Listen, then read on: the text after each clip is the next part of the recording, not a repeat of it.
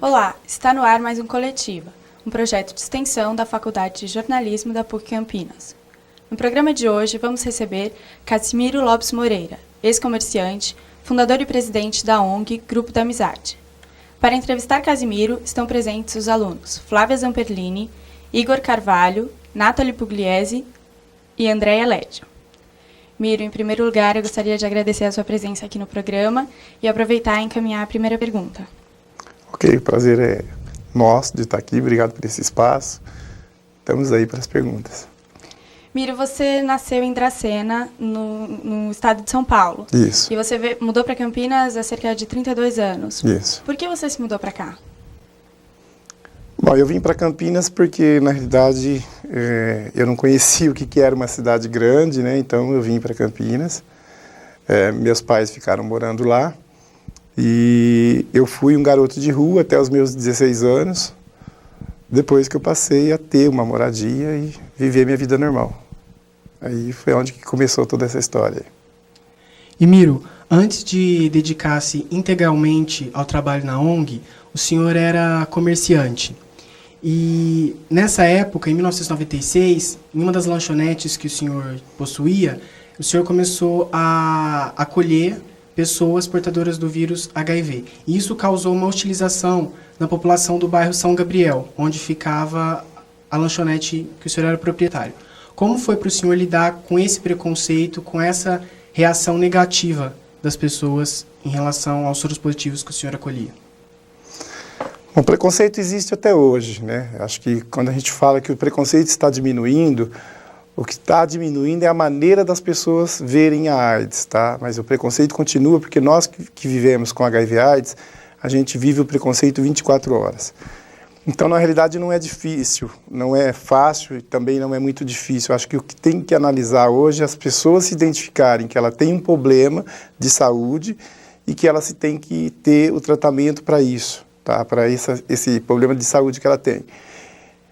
O preconceito das pessoas em não quererem aceitar ser vizinho ou ser amigo de uma pessoa que é portadora do vírus da AIDS, isso deixa a gente bem claro de que essa pessoa ela é totalmente desinformada de o que é AIDS, como se transmite, como se pega. Porque hoje, assim, o mundo que a gente está vivendo hoje, toda família tem uma pessoa com o vírus da AIDS. Hoje existem muito mais pessoas que são portadoras do vírus da AIDS, que não sabem que são, do que pessoas que saibam que têm o vírus da AIDS. Para mim foi muito difícil na época porque era um comerciante, eu era presidente de bairro, então sempre fui uma pessoa conhecida, eu fazia festas finais de anos para crianças de favela, de orfanato, então eu sempre vivi com a comunidade. Então quando foi para mim dizer para a comunidade que eu também tinha o vírus da AIDS e que eu estava fazendo um trabalho voluntário para outras pessoas que também tinham, foi difícil as pessoas aceitarem de ambas as partes, aceitarem de que eu tinha o vírus da AIDS e aceitar de que também ali outras pessoas estavam junto comigo com o vírus da AIDS. Então, assim, a gente abriu a casa em 96 em Hortolândia, até por causa do preconceito, depois voltamos para Campinas em abril de 98. Miro, e você nos disse que tem 4 filhos que foram legalmente adotados. E nós sabemos que no Brasil esse processo de adoção é bastante complicado. Você sofreu alguma dificuldade nesse processo? Olha, a dificuldade foi grande porque eu fui o primeiro homem solteiro no estado de São Paulo a, pela lei, conseguir adotar uma criança. Eu lembro que na época, em 92, o meu caso foi parar no Jornal Nacional, foi parar no Fantástico. E eu tive que brigar muito até com juízes, tive que fazer passeata, porque eu sou muito briguento. Na realidade, dentro dos meus direitos, eu procuro brigar muito. E assim, foram coisas, quase um ano brigando na justiça para poder ter o direito de adotar uma criança, né? Graças a Deus consegui, tanto que hoje eu estou com 4 filhos adotivos. Então, assim, para mim hoje é um orgulho ser um pai adotivo, é um maior orgulho da minha vida ter meus filhos hoje, porque sem eles eu acho que a vida para mim teria muito mais dificuldade de eu estar passando por esses obstáculos e estar, quem sabe, até sobrevivendo por isso. Além da dificuldade que você sofreu por ser o primeiro solteiro no estado a conseguir, você acha que dificultou ainda mais pela sua opção sexual? Eu acho que hoje, assim, o Brasil, ele, de um certo modo, ele está aceitando mais as pessoas a terem a sua opção sexual, né? E eu sempre achei assim, acho que você, em primeiro lugar, você tem que amar as pessoas e gostar das pessoas como elas são. Em segundo lugar, respeitar as pessoas como elas são, desde que as pessoas também te respeitem. Então, o que eu sempre procurei fazer, respeitar para ser respeitado. Então, eu sempre procurei ter o meu limite. Aquilo que eu faço dentro de 4 paredes numa opção sexual, se eu estou fazendo dentro de 4 paredes, é porque só cabe a mim e a outra pessoa. Então, eu acho que assim, não precisa você sair gritando para o mundo inteiro que você é um homossexual ou que você é um bissexual. Eu acho que o importante é o que você sente e o que você faz para as pessoas, para que as pessoas te olhem de uma maneira que elas podem te olhar com orgulho e te respeitar, e não te olhar te discriminando por aquilo que você é ou por aquilo que você deixou de fazer. Miro, e a decisão de fazer o teste foi tomada junto a um grupo de 11 amigos também homossexuais, e você foi o único a ter resultado positivo, né? Como que você lidou com isso? Chegou a ser uma surpresa para você? E que incentivo você teve para enfrentar essa doença? Olha, para mim foi muito difícil na época, até porque assim, a gente foi realmente num grupo de 11 pessoas fazer o exame de HIV e o único que deu positivo foi o meu. Eu vivia com o meu parceiro já era soro positivo e não tinha me avisado. Tá? A gente viveu junto 17 anos e para mim foi um susto muito grande, porque assim, quando eu recebi o exame de HIV, o exame positivo, o médico olhou para mim e me disse que eu tinha 3 meses de vida. Porque na época não se tinha AZT, não se tinha o coquetel que tem hoje, então o médico olhava para você, o diagnóstico era o teu estado fisicamente como você estava. E por infelicidade minha, eu sempre fui uma pessoa magra. Na época, eu não pesava mais do que 55 quilos. O médico olhou e falou, você tem 3 meses de vida. Eu falei, bom, se eu tenho 3 meses de vida, eu não preciso avisar para ninguém que eu vou morrer de AIDS. Então, eu guardei aquilo só para mim. Passaram-se os 3 meses, eu não morri, muito pelo contrário, estava vivendo muito bem ainda. Voltei no médico, falei assim, doutor, eu não morri, né? Ele falou assim, mas você pode se preparar que você vai morrer, né? Porque a AIDS não tem cura, a AIDS está matando, não tem remédio. E aí eu fiquei, assim, sofri bastante, decidi vender algumas coisas que eu tinha, né? Eu tinha 3 comércios, 3 lanchonetes, vendi 2, fiquei com uma, fui viajar o mundo um pouco, conhecer o mundo um pouco e vi que não era nada daquilo que eu ia morrer, porque morrer todos nós vamos, né? Mas que não era tão rápido como o médico tinha falado. E voltei a viver a minha vida, né? Trabalhar normal, embora em cima do preconceito. Bom, obrigada, Miro. Vamos agora para um breve intervalo e voltaremos em instantes com a entrevista de Casimiro Lopes Moreira.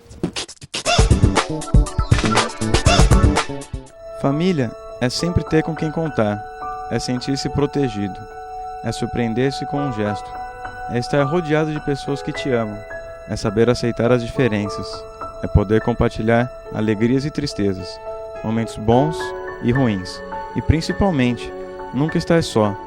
Adotar é tornar seu filho a quem a natureza assim não o fez. Sangue não significa amor. Adote uma criança. Forme uma família.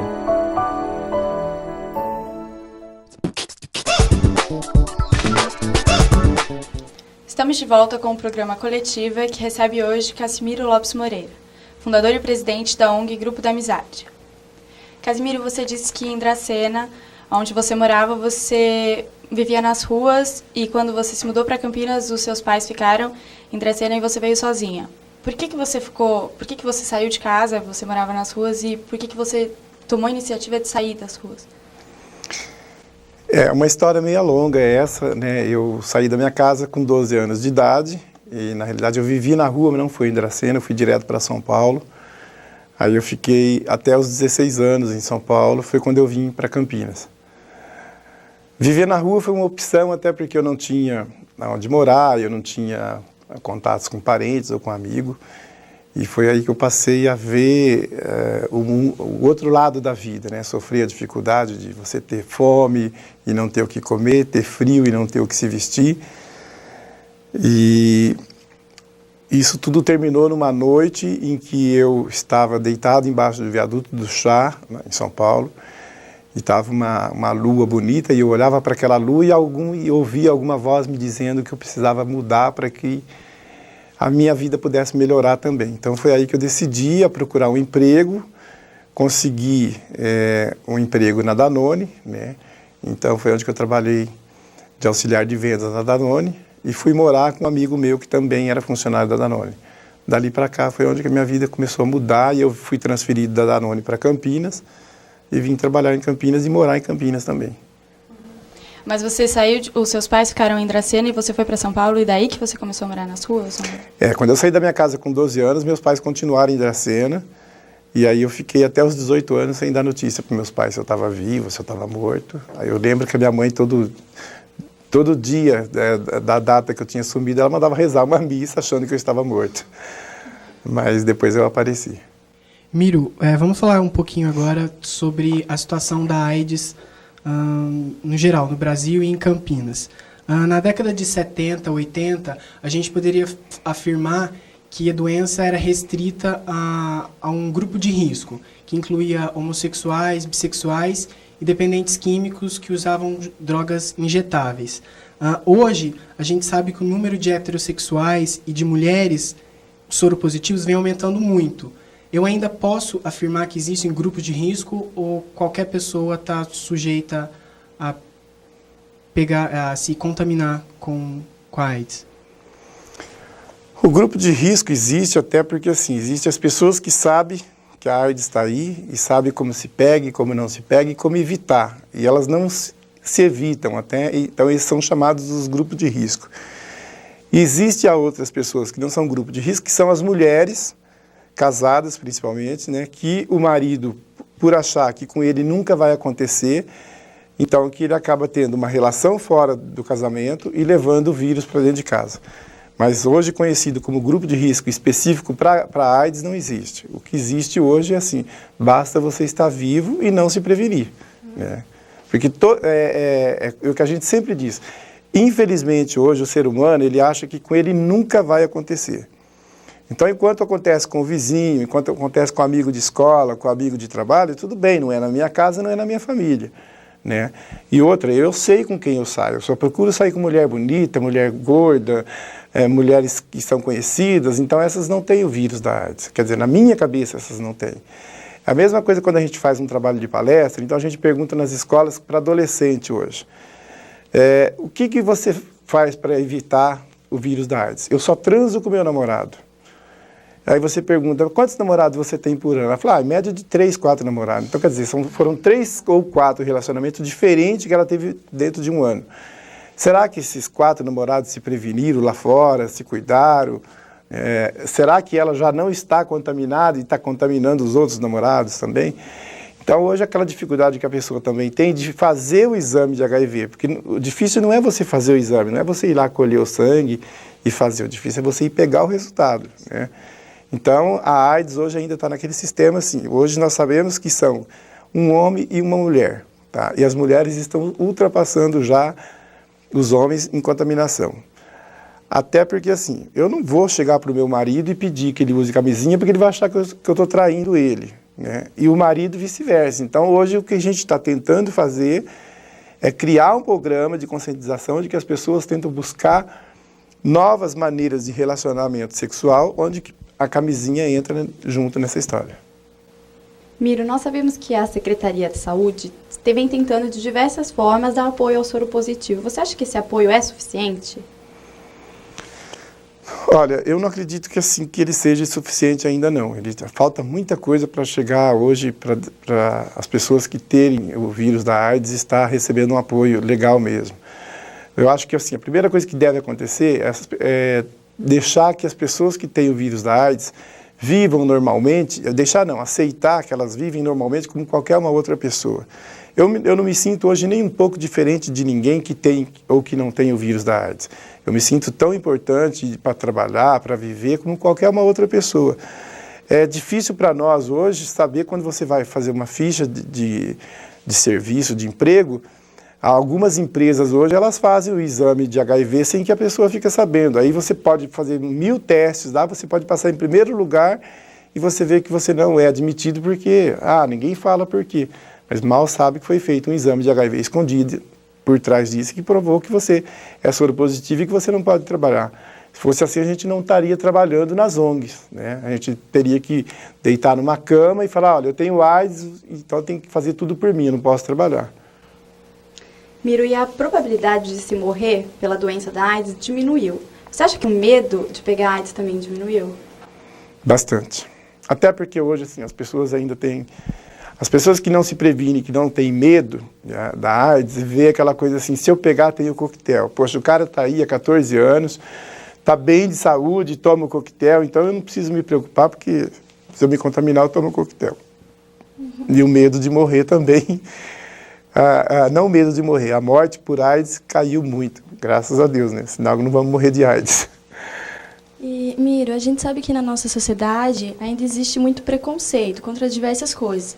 E você ainda hoje sofre muito preconceito, você vê seus amigos também sofrendo ainda preconceito, igual você estava falando agora sobre as empresas, de quando sabe que da pessoa de soro positivo, assim, você acha que ainda tem, então, muito preconceito? Então, assim, você percebe que o preconceito ainda existe, porque as pessoas que não têm o preconceito, aquela coisa de se afastarem, e quando se aproximam muito de você, elas se aproximam por dó ou por pena, sabe? Ai, coitadinho, ele tem o vírus da AIDS, não vamos ter preconceito, vamos se aproximar dele, começa a passar a mão na tua cabeça, achar que você já está morrendo.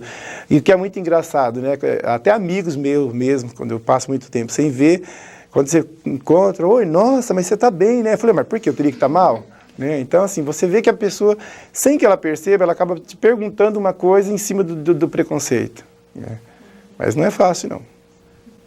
Bom, Miro, agora a gente tem uma pergunta aqui no monitor de um professor daqui do curso de jornalismo da PUC, Dário Carvalho. Certo.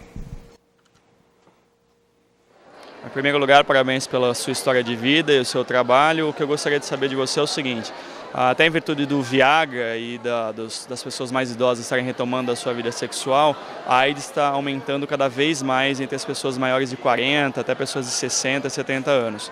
Como fazer para conscientizar essas pessoas da vulnerabilidade se nem os jovens nós conseguimos conscientizar desse fato? A pergunta é boa, né? E a resposta é difícil de dar, porque assim, você imagina, como ele disse, se o adolescente, se o jovem está difícil para fazer prevenção, você imagina pegar uma pessoa acima de 50, 60 anos e falar para ela que ela tem que usar o preservativo. Nós fizemos uma pesquisa há 2 anos atrás em Campinas, isso na Praça da Catedral, onde fica a área maior de prostituição central e onde que é a área centralizada para os idosos ali. Então a gente via muitos idosos saírem do banco, recebendo a sua aposentadoria, o seu salário ali de aposentadoria e já procurarem as prostitutas ali. Ali existe um cronograma de que o programa com as mulheres, com camisinha é 20 e sem camisinha é 30, tá? E aí a gente começou a perguntar para as mulheres que estão lá fazendo o programa, mas quantos programas você faz por dia? Ela falou, em média de 10. E quantos você faz com camisinha? 2. E 8 sem camisinha. Então as pessoas estão pagando para se contaminar. Se o programa com camisinha é 20 e sem camisinha é 30, eles estão pagando R$10 para se contaminar. E é difícil até porque, assim, se você chega para uma pessoa acima de 50 anos, principalmente o sexo masculino, olha, a camisinha está aqui, existe justamente para isso, isso, isso. Ele fala assim, mas eu não vou usar isso, porque se eu usar isso, brocha. Né? E eu não consigo ter relação sexual com isso. Então, hoje o que a gente está tentando investir nas campanhas de prevenção é justamente isso, para que as pessoas praticam o uso da camisinha. Né? Mesmo o adolescente hoje, ele tem medo de usar a camisinha por ele achar que se ele usar a camisinha ele pode brochar. E na realidade não é isso. Então, o que a gente fala hoje nas nossas palestras, nas nossas campanhas, é que principalmente os homens, tá, que eles começam a praticar, se masturbar com o preservativo, descontrair, a perder aquele medo de usar o preservativo. E não se esquecendo que as mulheres hoje também têm o preservativo feminino. Então, assim, se contamina quem quer, gente. A realidade é essa, porque assim, tem como evitar, sabe como evitar, a camisinha está aí, é de graça nos postos de saúde, tem camisinha de graça. Então não tem por que não. É preferível você brochar e tentar novamente do que você não brochar e se contaminar. Né? Tá bom, Miro, obrigada. Nada. Vamos agora para mais um breve intervalo e conversaremos a seguir com Casimiro sobre o grupo da amizade.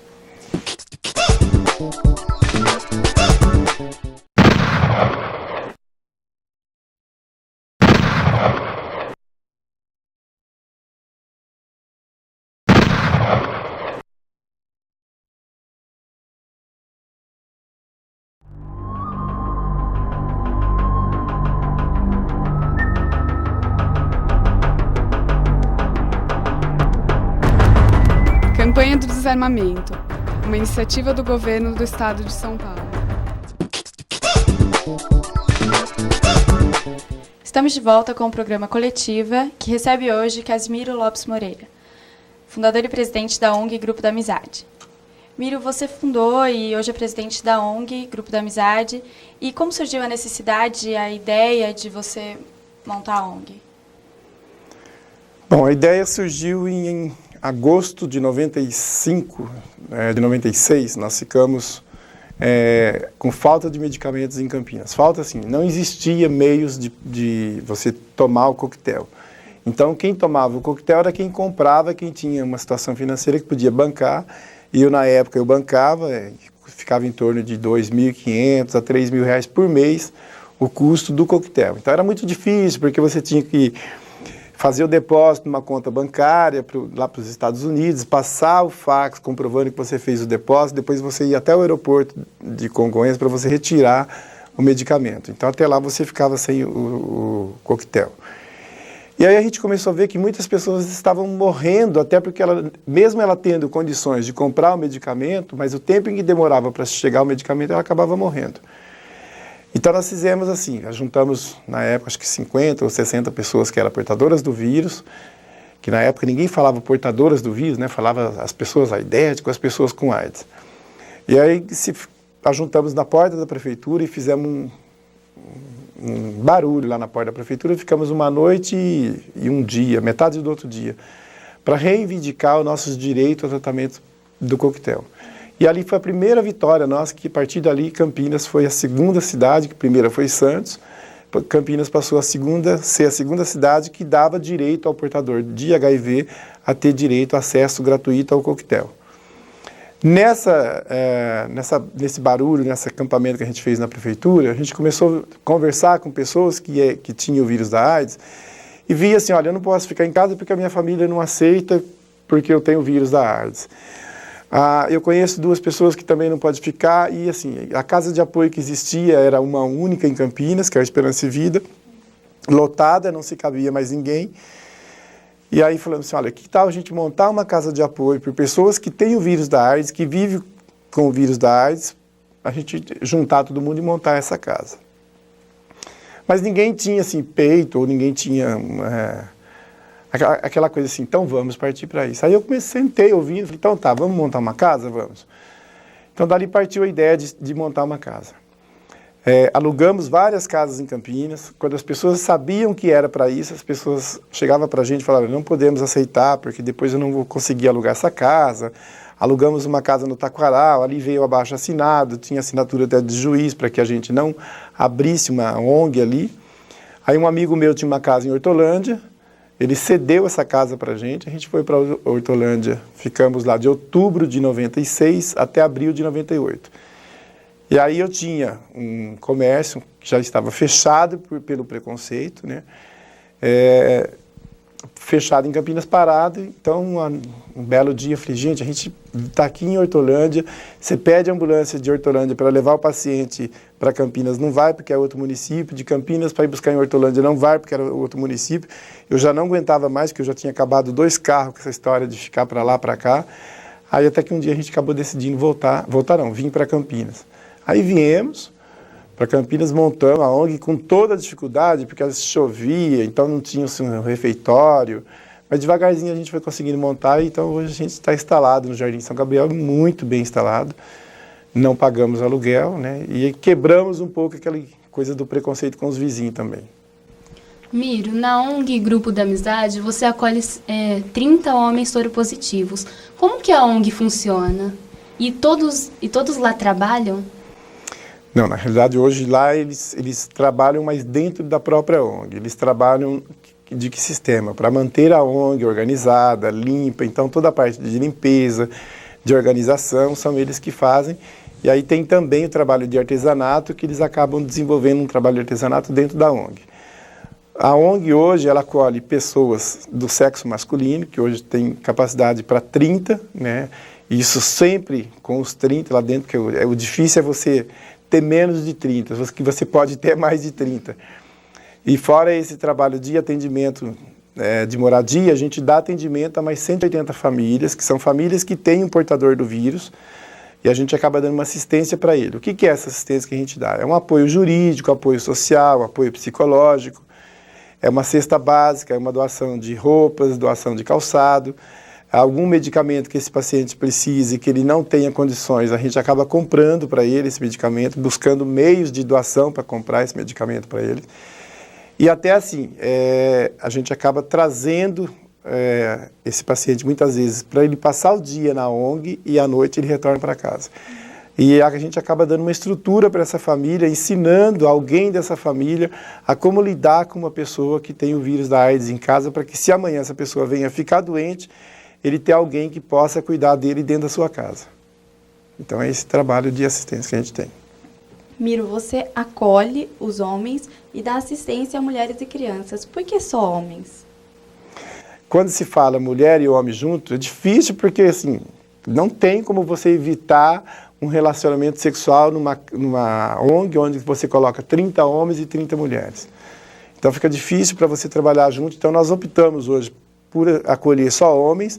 Estamos hoje com uma construção de uma outra casa perto da ONG para acolher mulheres, mães e filhos com HIV. Porque a gente já teve essa casa que acolhia crianças, o custo dela era alto, até porque era alugada, e a gente teve que fechar. Então hoje a gente tem um terreno, nesse terreno está sendo construída uma casa que vai acolher mães e filhos portadores. Miro, vocês recebem uma pequena verba da prefeitura para manter a ONG. Vocês também recebem doações ou não? Na realidade, o que a ONG vive hoje é só de doações. Tá? Essa parceria com a prefeitura não é uma verba que nós recebemos da prefeitura. E sim, a gente acaba prestando um serviço para a prefeitura, uma venda de vagas para a prefeitura. Então, a gente recebe hoje, em média, de R$ 8.000 por mês, enquanto que o custo nosso hoje mensal é R$ 25.000, R$ 23.000 por mês. Todo esse restante, nem todos, porque a gente está sempre trabalhando no vermelho, vem de doação. A gente tem um trabalho de telemarketing, que é campanha, e fora isso, as doações espontâneas, né, com rifas, bingos, escolas, que às vezes fazem campanha de mantimento, de leite NAM, né? Então a gente, na verdade, vem mais de doação. Miro, agora tem mais uma pergunta aí no monitor de um aluno de jornalismo daqui da PUC também. Tá joia. Sandro. Oi, Miro, tudo bem? Meu nome é Sandro e eu gostaria de saber se os portadores de HIV ainda enfrentam muita dificuldade no Brasil. Um grande abraço e parabéns pelo trabalho. Bom, dificuldade existe, acho que até quem não é portador acaba enfrentando um monte de dificuldade aí, né? Eu acho que o que a gente tem que entender assim, é tentar viver uma vida normal. A gente não pode, nós que somos portadores, não podemos deixar de que pelo simples fato de que somos portadores de uma doença que não tem cura, deixar de que aquilo realmente venha atrapalhar a nossa vida. Então, assim, o que eu tenho que fazer hoje? Eu tenho que tomar o remédio, né? Eu sei que não tem cura, mas ele tem tratamento. Então, é tomar o remédio certo, como manda o médico, fazer os nossos exames corretos e tentar viver da melhor maneira possível. Difícil porque, assim, vários medicamentos têm vários efeitos colaterais. Existem alguns medicamentos que você tem que tomar com o estômago vazio, outros você tem que tomar com o estômago cheio, você tem que tomar só com leite, outro é só com água. Então, essas são as dificuldades que a gente, que é portador, acaba encontrando, porque se você arruma um emprego hoje, por exemplo, você tem essa dificuldade dos horários de medicamento. Mas eu acho que dificuldade por se ter o vírus da AIDS, a gente acaba não tendo muito, não. Bom, Miro, você trabalha também em parceria com o COAS, né? É o Centro de Orientação e Apoio Sorológico. Qual que é a sua função nele? A minha função hoje é conselheiro das pessoas que acabam de saber que são soropositivos, né? Que acabam de pegar o exame positivo. Então, eles passam por a gente até para ver assim, olha, a AIDS não é da maneira que você está pensando, porque você acabou de pegar um exame de HIV que você vai morrer, não. A AIDS não tem cura, mas se tem tratamento. E tanto que estou aqui há 14 anos, né, hoje tomando o coquetel. Então a gente acaba sendo assim um espelho para aquela pessoa não se cair em desespero, como muitos já caíram, de achar que já que eu vou morrer, então eu vou me afundar na droga, ou eu vou me pular na frente do ônibus ou de cima de um viaduto. Então essa é a parceria que a gente tem com o COAS hoje. E, Miro, trabalhando com o COAS, você teve a ideia de fazer um COAS itinerante. utilizando um ônibus. E qual que é o objetivo desse trabalho? Esse COAS itinerante, a ideia nossa é justamente isso, de estar indo nos bairros mais distantes, de difícil acesso, para estar fazendo a coleta com esse pessoal, para dar dano não só de HIV, mas de hepatite, de sífilis, de diabetes. Então, ele vai ser um ônibus que ele vai ser usado para vários tipos de área de saúde. E exclusivo seria o HIV. E Miro, vocês pretendem pintar esse ônibus, esse COAS itinerante, de amarelo e colocarem as fitas em vermelho, que simboliza a luta contra a AIDS. Isso. O ônibus, de certa forma, vai ser chamativo. Você acha que não vai constranger as pessoas a irem até o ônibus, fazer um exame para saber se possuem ou não o vírus HIV? Bom, o ônibus já está pintado de amarelo, para surpresa de vocês, só não está com os lacinhos ainda. Mas na realidade é isso que a gente quer, tá? É que o ônibus seja conhecido, justamente isso, não símbolos da AIDS, mas que ele seja um ônibus conhecido por se tratar da área de saúde, né? E a gente precisa quebrar essa coisa de que eu não posso entrar num COAS itinerante para colher um exame de sífilis, porque vão falar que eu estou colhendo o exame de AIDS. Eu não posso entrar no centro de referência porque eu estou com hepatite e lá só tem pessoas com AIDS. Na realidade não é isso. Então, assim, é quebrar esse dilema de que a AIDS está aí, está solto, e todos nós temos que se prevenir, se cuidar e quebrar esse preconceito, né? Porque, queira ou não, você já vê aquela coisa assim, eu não vou lá porque fulano, se me ver entrando lá, vai falar, poxa, mas o que o Miro está fazendo lá? Né? Então, é justamente isso, criar uma liberdade para as pessoas, por elas saberem que ali não é só AIDS, é vários tipos de saúde. Obrigada. Bom, o nosso programa está chegando ao fim. Gostaria de agradecer a presença do Casimiro aqui no nosso programa e convidar você para assistir um próximo Coletiva. Até breve.